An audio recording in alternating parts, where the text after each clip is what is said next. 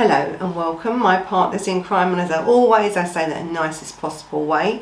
Now today's case, is it a sole crime? Well, it is and it isn't, and you'll see that as we go through this case. Is it a murder crime? Not in the sense of the word, no. But I think when you get to the end of this video, you can make up your own mind of what you think and why this girl, this young girl, Amanda Michelle Todd, or Amanda Todd, as she was known. And listen, this girl was only 15 when she took her own life. But she didn't take her own life because she had mental health or whatever. She did, in a way, but that was not the cause of it. The cause of it was because of some sexual perverted paedophile online groomed this girl, got her to show herself, and then literally blackmailed her to show more, and then literally terrorised her for years and years and years. Wouldn't let this girl alone. Showed these pictures to her friends, to her family, to her school teachers. He terrorised her. Absolutely terrorised her, this man. But he also did it to others. So this case, yes, it's about Amanda's suicide, but it's about what really caused it, isn't it? It's about when we talk about, and we've done one of these cases before, and I'll link it into this one, to where we have now this new generation of paedophile online coming into our homes, you know, into our children's bedrooms. This is what this case is really about. And then it's also about what I'm going to mention in this case. I'm going to mention about cyber laws and how we deal with such perpetrators like this, and how other countries deal with such perpetrators, and how sometimes they get away with it, and how others, like people like Anonymous, you know, this vigilante group, they call a vigilante group that goes off, and he exposed, or they exposed, I can't say he because it could be a she, they exposed this person as well. You know, it's about this case. It's a mixture. So yes, this girl was, in my eyes, murdered. She was made, pressured to kill herself because of what this man did to her online, in a room, because of the bullying, the online bullying that she got, because these photographs were released out to her school friends, to her peers, you know, to the family, to the school teachers, well, to anyone actually that this man wanted to release out. Also, he put it out there on the World Wide Web. These photos everywhere of her. Now, at the time these photos were taken, this child, and she was a child, was 12 years old. And it took him a year to groom her into showing off topless photos of herself. She was 12 years old, and she committed suicide at the age of 15 in 2012. So this is the Amanda Todd case.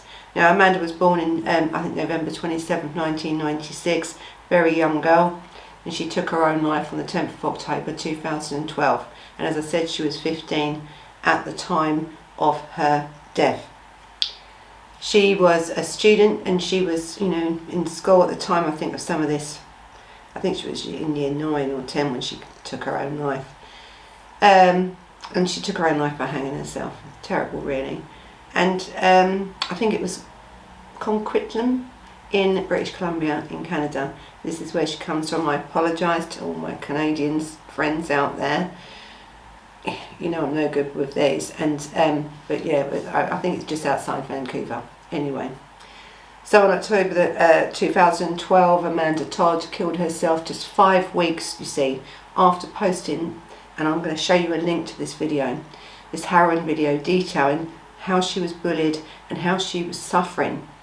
So she'd done this online video, YouTube video, using, you know, cards to explain how she was feeling. And I think she also explained how she was made to show pictures of her breasts online. Now, you know, this was 5 weeks before this girl took her own life. Now listen, when we talk about social media, and we're going to need to talk about social media in this, because we need to look at the statistics, because I have a lot of comments on how can I help my kids, how can I do this, keep them safe. It's so difficult. Now the statistics have shown that social media plays a big part now in our teenage life, doesn't it? The teenage culture. Really, everyone's on their phones. And I think the survey showed that 90% of teens aged 13 to 17 are using social media. 75% of the reporting said at least one was active on social media and had a media profile, so they had a profile online. And 51% stated that they had used some online social media source at least once a day. So these perpetrators know this about our children. They know it. What we've got to do is, I keep saying this, is really educating our children, and it's hard to do, isn't it? I know I've had kids, mine are grown up now and they're still on the social media. But it's hard to educate these kids to see the dangers, because this man took a year to groom this girl to get the first topless photo of her at the age of 12. This man is a paedophile. He was an online paedophile, and he was caught, but there was many others as part of this. Now we all know of many cases we've had, like Huckle and I think David Williams, which is, I think this is the one I'm going to put with this one, where they use that not only for their own self-gratification, but then they sell on these images, and they do it to hurt. This man that was caught, and I'll be talking about him in a minute, he was 32 years old at the time of doing this to this child. 32, sitting behind a computer, pretending to be God with our children, getting into the homes of our children, grooming them, pretending to be someone he's not, pretending to be their friend, then saying, I'm going to go to your school, I'm going to be new at your school, so she gives the name of her school. Once he's got the name of the school, he goes on, he gets all the names of the teachers, the list of the kids coming in, and he sends all this material out. This girl's life now is ruined, because this girl's images were not only passed out then, others then passed them on. He passed them on. This was viral. Now we're talking about a 12-year-old that doesn't know what to do. Does she continue then to keep doing as this man wants, to show more, to do more? Or does she tell? It's very difficult, isn't it? Very difficult for these kids at 12 years old to have that decision. Listen, someone put a photograph of me on their top list. I'm in Spain all the time. It wouldn't bother me. But when you're talking about a 12-year-old or a 15-year-old that's had her privacy invaded by this predator, now she's being blackmailed. You will do this, you will do that. The torment, the torture that this girl went through, it created her to have severe mental health issues. She was already diagnosed with ADHD, and that's why she needed to do a lot of things, and she'd do dancing, she'd do all this different stuff. Now as she kept saying no, and these then videos or these films of cameras, photographs were let out to the public, her parents then tried to move schools, actually tried to move different places all around the place to get away. The thing is, we're talking about online. You're not talking about the school up the road, you've got a couple of bullies up the road. You're talking about online, where it's viral. No matter where you go in the world, them photos. And this man, every time this girl moved to get away from him, and her family moved to get away from this man, he followed her. All online. Digital footprints. There might be one photo. You can come offline, but your friends may not. They can track you through them. They can track you through anything this man did. So for about a year she felt quite safe. There was nothing about. She had changed her school. She had been in and out of mental health facilities because of her deep depression of what this has caused her. And then she'd come out of there, and then she'd be bullied in her schoolyard and by her so-called friends that felt it was funny to then say, you know, you're mad because the girl has tried to seek help and actually had got help and was doing really well. And then when she got home, there'd be messages on her social media and different things from people saying, I hope you die, you should kill yourself. Really. But you know, bullies like this, as I say, are sitting behind a computer, aren't they? Very weak individuals, really. Most bullies are the ones with issues. They really are. Most people that bully have already had issues in their own personal life. Bullying is a form of expressing themselves if they are bullying someone because they may be prettier, they may be better off. The bully may have a shit life at home, and they're sitting at home looking at your life thinking it's great and bullying you. And this is what was happening to this girl. So not only was she being a target and groomed by a sexual predator online, she was then being bullied, cyber bullied, then when she got home from a mental health facility or from school. She tried to kill herself on that occasion, on that point. She took bleach. She wanted to die. She'd had enough because she's gone to seek help. The online stuff had stopped for a while, but now she's faced with bullies, online bullies. And when they're 12 and 13, they listen to the bullies. They can't be told, these kids, that about these bullies are the ones that actually are the ones with no life. They are the ones sitting behind a screen, pretending to be something they're not, envious of other people, usually. But children won't listen to reason, will they? So she believed that she was hated. She believed then, well, I'm mad because I've gone to seek help, haven't I, for my mental health issues, that this pervert, this creep, this 32-year-old man also sitting behind a computer, gutless, has done to this girl. What hope did she have? Anyway, she survived that time, and again then the parents moved on from there, tried a different town, a different school.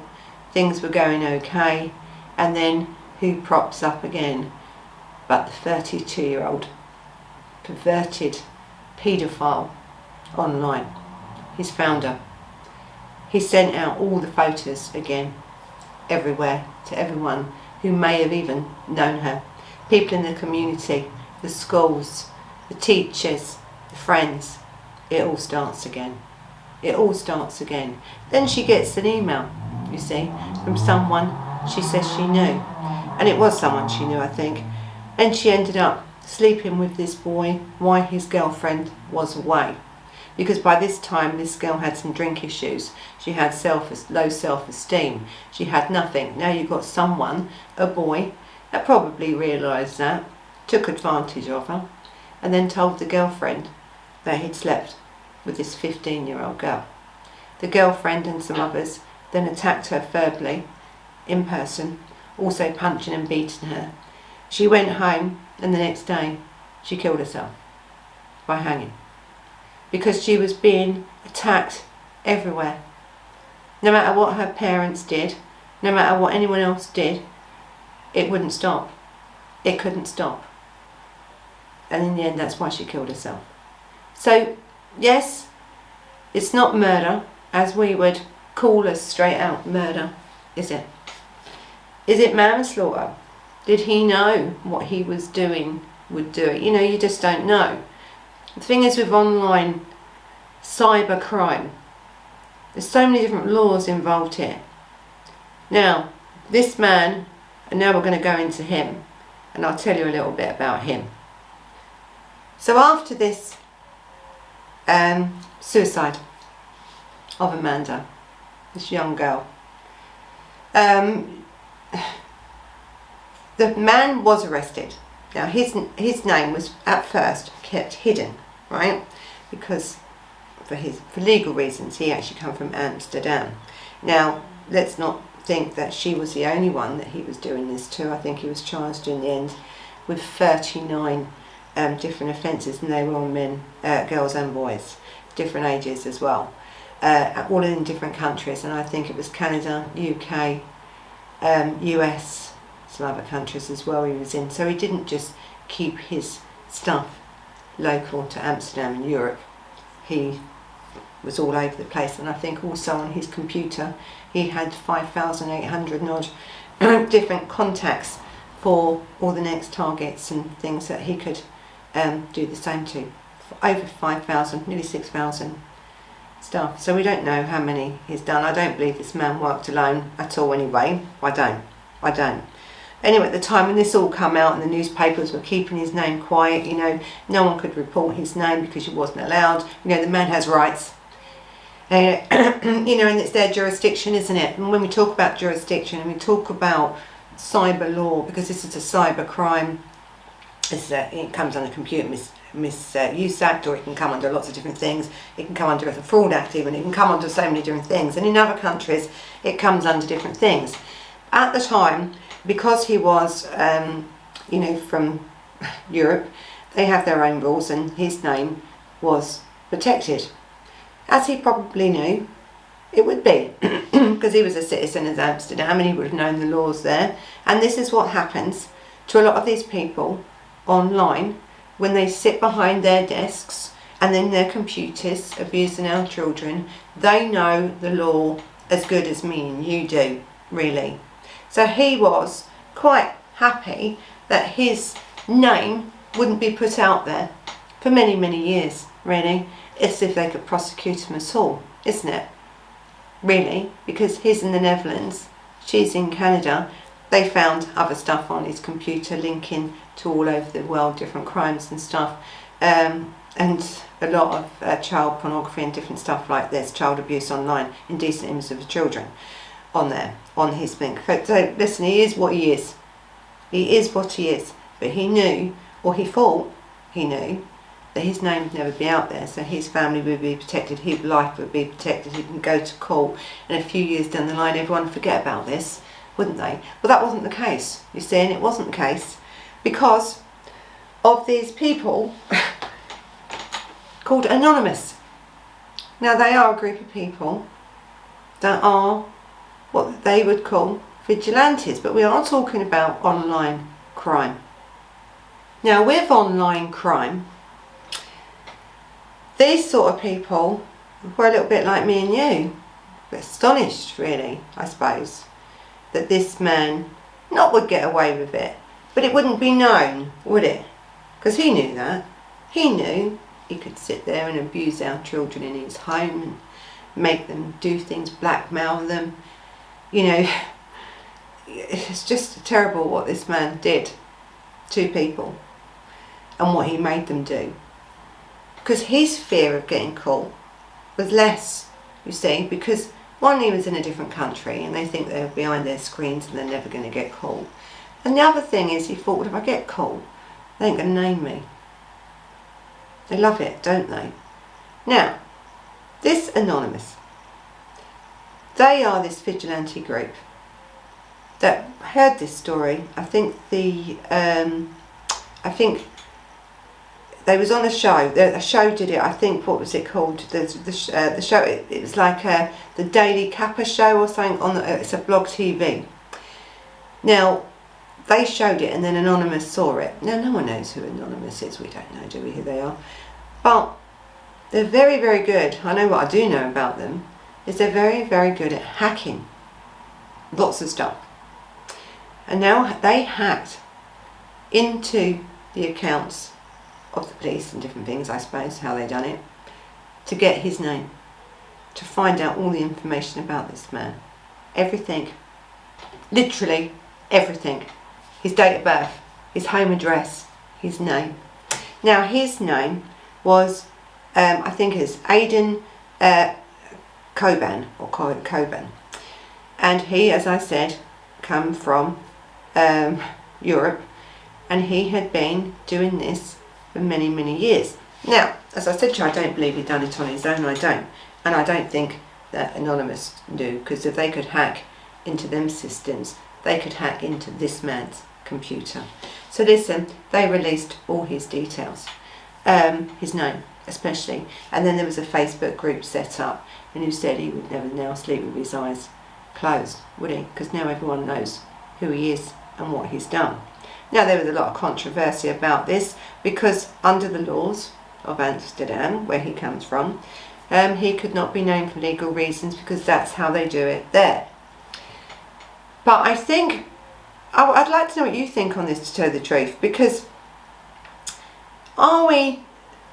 you've got to look at this in a couple of ways, and I do look at this in a couple of ways. Legally, okay, right, in that country, that's their rules. But legally, his rules, he's done crimes all over the world. Now, as I've said before, cybercrime is if you do the crime in UK, then you will be done under UK laws. You do it in America or anywhere else, that's usually it. But the thing is it working? Because the cybercrime, the cyber laws in this country are not fit for purpose. I don't think the cybercrime laws in any country are fit for purpose. Not because I don't want it to be, but our laws, especially in England, are very, very old. And then we've had the internet come out, haven't we? And it's come at such a pace, all this stuff, and we're trying to catch up. You're constantly trying to catch up. You know, even when I did cyber law, which was many, many years ago, it wasn't like it is today. The laws are so different, because every crime now you can commit can really be done online. So our laws haven't caught up. So when people like Anonymous come through and say, hang on a minute, they've done an online crime to multiple people. They made a 15-year-old girl hang herself because of what they did, or what this man did. So we're going to name him, and we're going to shame him, and then let him take the consequences for his actions. Because it was an online crime. That's what they're saying. Now, these people that do this, and there's many, many of them that do this sort of crime online to our children, should be worried now then, shouldn't they? Because their fear is not being caught, is it? If they're in a different jurisdiction. Or even to be named and shamed for what they are. What they should be fearful of is that people or groups like Anonymous and others that are willing and able, actually, Anonymous, to dig deep into your computers, to look at your stuff that you're downloading, that you're putting out, that you're saying to our children, and name and shame you. That's their fear. That's the only way that you will stop online crime like this. It's their fear of getting caught by someone that's not scared to say their name. Now, they're called Anonymous because no one knows who they are. If I had named this man on my channel or any other channel, I would have been arrested because I breached a law. But Anonymous is Anonymous for a reason. So I'd like to know whether you agree with what they did in this case. Do you agree? Do you also agree that sometimes online crime has to be handled different than our domestic crime that we have at home, to protect the innocent, to protect them? Now this man's name is known, isn't it, worldwide. Now, he was prosecuted. I think he got 11 years for it, and I think there was an extradition order to bring him back to Canada to face charges to little Amanda, to where he made her and groomed her and blackmailed her to show her breasts, to do other things online, to where then he used them images of her to make her life a living hell, to where it actually ended that girl's life.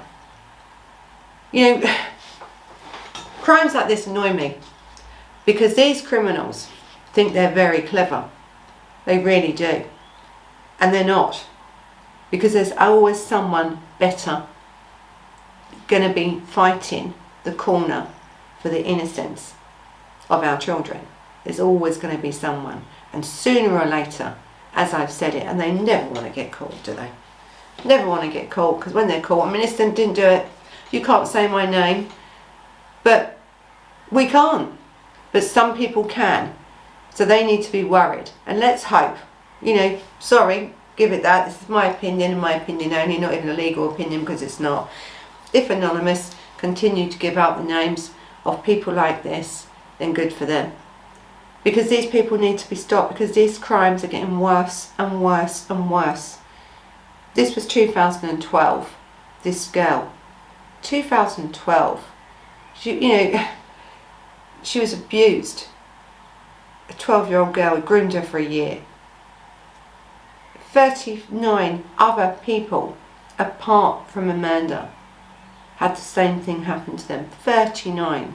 5,886 other listings of either victims, potential victims, about to come. Now, one of them could have been your child, anywhere in the world, because online or internet or the World Wide Web, however you want to call it, is just that. There is no safety in your home unless you really know what's going on in your child's life. Now, these perpetrators, sexual predators of our children, don't care what age they are. They don't care if they're girls or boys. They only care about helping their self to our children for their own sexual gratification. And they're sick, absolutely sick, perverted ways. And then to sell them images on, or to destroy lives. And to destroy lives to someone would take their own life. Because you hounded her, you didn't stop what you was doing. This is a real case, of Amanda's case. This is really it. She was groomed, blackmailed to do other stuff. No one could help her at all. No one. So let's talk a little bit about this investigation, because given this, right, this Canadians really did research this. They really looked into this investigation to get something on this man. They haven't stopped actually at all. So the Royal Canadian Mounted Police and the British Columbia Coroner's Service, they put about 20 full-time people onto this case because they knew this had to be stopped. I think they said the Coquitlam and the Ridge Meadow Serious Crime Team, very good team actually, they cooperated in this investigation, and they conducted interviews, and also they examined many different forms of different social media and different things that had also contributed to her death. So it wasn't just him, they was looking at lots of different things. They also done a review on the content of the social media sites, and they actively, even until this day, still monitor the pages of these sites, because this is a big thing, really, online. It's a big thing to have this girl being abused like this online, but bullying online is a serious issue. So the Canadian National Organisation, they're called, is it Cyber Trap, I think they're called, reported that they had received a tip about little Amanda nearly a year before her death. The Anti-Child Exploitation Unit or group that was started in November 2011, and it concentrated on citizens and reported that there were images of little Amanda Todd that was circulating on the internet. So the police were aware, okay, they were aware.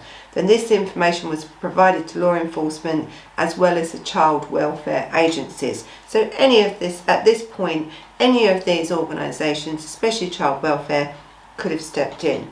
Now, according to the CBC News programme, The Fifth Estate, I think the RCPM were reportedly informed that the juvenile was being sexually exploited online. So they've had this reports, lots of stuff going on, exploited by an adult male. And in response to the RCMP told the family that there was nothing that could be done about it. I mean, what a load of bullshit. I mean, why do we have these laws in place? Why are these people even in these agencies? And to tell a family, even though all this is going on. I mean, listen, if Anonymous could have found him, they could have. They had everything. You had the girl, you had the computers, you had everything. They ignored it, which was absolutely wrong. So this sextortion, that's what they call it. It's like, you know, that's what it is. Rather than extorting someone for money, you're extorting them for sex. So it's sextortion. So according to the Ontario police, now they said that that sort of crime can be investigated quite successfully if they were told about it. If people were looking into this girl's life could have been solved, and this man could have been stopped quite a long time before this girl, at least a year before. These crimes are easily now researched. Really, they're easily investigated if you have the tools. And they do have the tools, these police. They had the girl, they had the evidence, they had everything on a computer. They could have done something, and they chose not to. So right, so following this investigation, like you have Facebook security, and we talked about Facebook before and how good they are at reporting all this stuff, and they have always been very good at it, and they've got the security unit that do all this sort of stuff. Now they report to the US authority, to the Child Exploitation of Online Protection of Children, and that's the centre there, and this is also attached to the British National Crime Agency, and the Dutch authorities now are all working together and Canada, because they need this man stopped, because we knew he had multiple victims all over the world, different ages. We had one girl that had already committed suicide, and probably many more to follow, and plus, as I say, he had a list, didn't he, of nearly 6,000 more victims out there. And as I say with these people, these are only the ones that have been reported. Most cybercrime is not reported, actually, still to this day. Even in 2021, people are still not reporting cybercrime like this, for fear that they feel they're going to be made to feel, that they're ashamed of it and stuff. Don't be ashamed, just report. So in 2014, the Dutch authorities did charge 35-year-old man, and he was a dual citizenship. He was Dutch and Turkish citizenship, and they only identified him, didn't they, as this Aydin C anyway, and this was in Netherlands according to their laws, but by this stage, Anonymous have put it all out there. Now, he was first of all charged with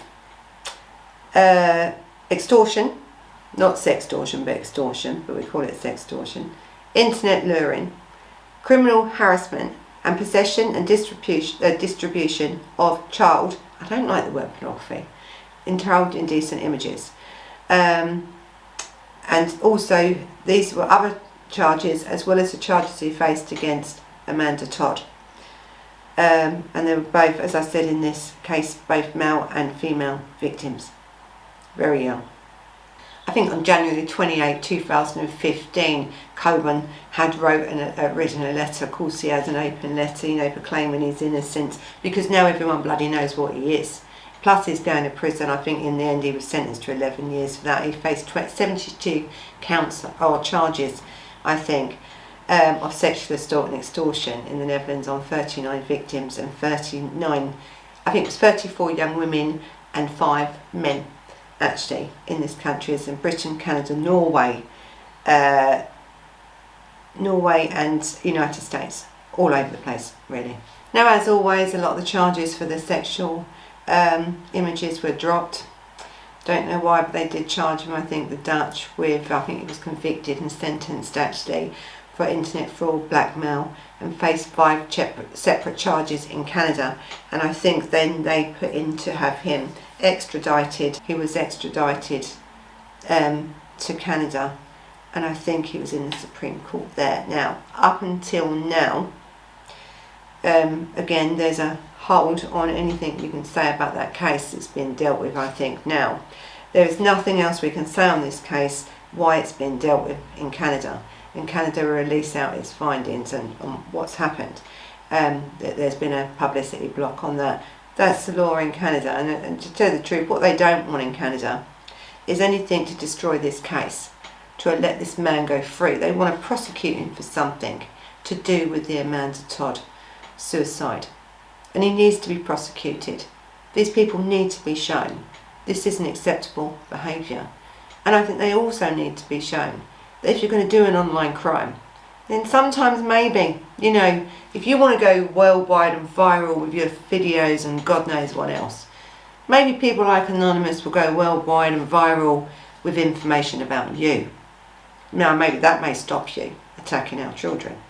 So anyway, listen, this has been the case, the very sad case, I think, of a young girl, Amanda Todd, 15-year-old at the time of her death. Her death, she took her own life by hanging due to the actions of a man like this, but also due to the actions of bullies. And this is why online bullying is so real. It's so damaging to our youth.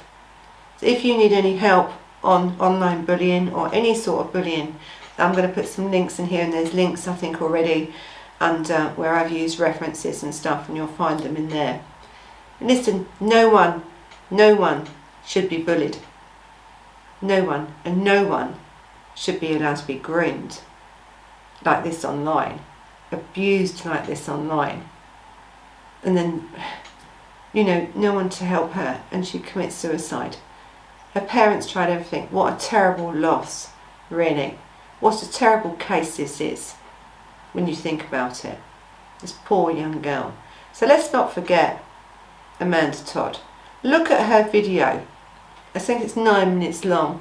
I've left a link on that, where she's telling you, by holding up these cards, how she feels. 5 weeks later, the girl committed suicide. So you know what to do. Thumbs up if you found this case interesting. You can follow us on Instagram and on Facebook. You can also catch this in a few days in Spotify. Also must say thank you and hello, because really I've only just been online for the last couple of hours because I've been really busy. I'm over 9,000. Can you believe it? Thank you so much, and thank you to all my partners in crime, and I'm going to list you at the end of all my members, so thank you. Listen, you know what to do, but this is an important case.